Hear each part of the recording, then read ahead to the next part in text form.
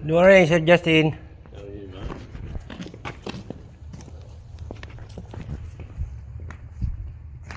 Ayan.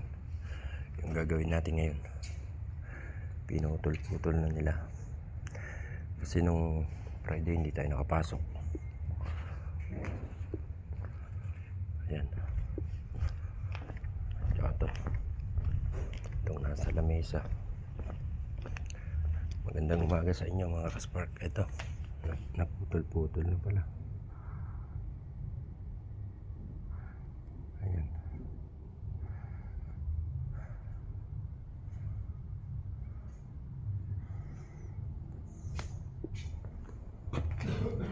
Oh.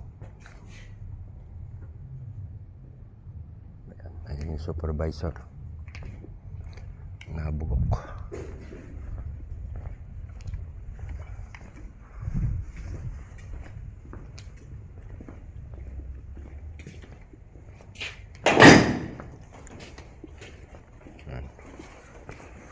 Ito gagawin daw natin, re-repair.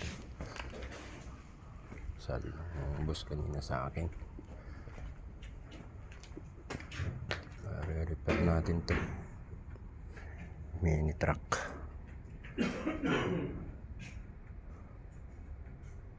Truck na maliit. Ayan, sidings, lalagyan daw ng rehas, parang pinaka-rehas nya para pagkapitan ng bubong lona. Tapos ito yung natin, natapos nung Thursday. Ayan, kasamang mga clip for painting na ngayon yan. Ayan, for painting. Tapos ito dalawa H-beam, binutas lang natin to, walang clip yan na nakalagay.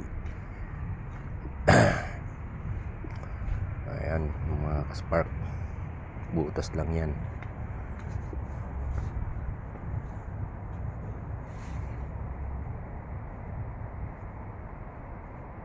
Tapos ayun yung pipe na ginawa natin nung Monday. Ayan yung kasama nung ito kasama nung Thursday.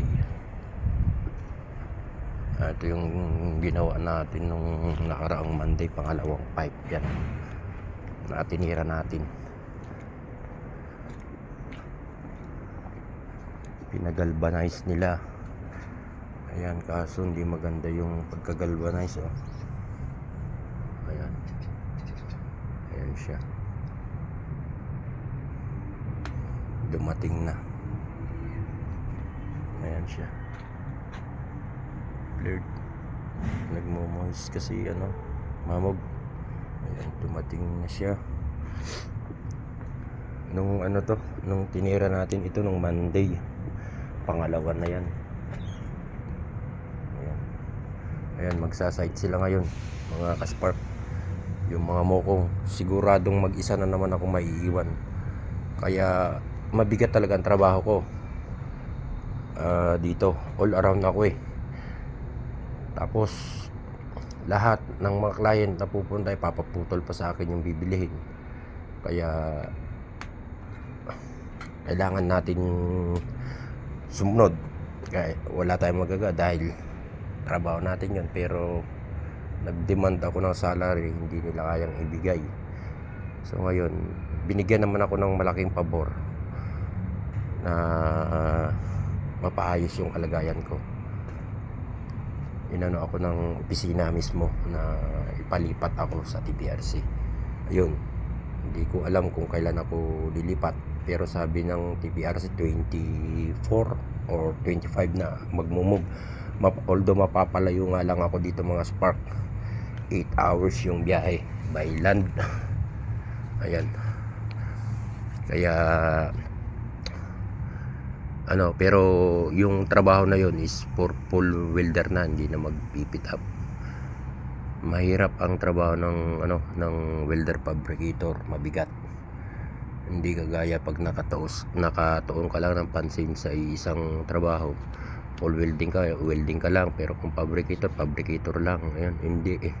Solo yung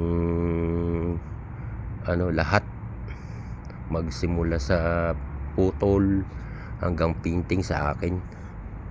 Ayan ang stockyard. Hanggang dito na lang mga kaspark.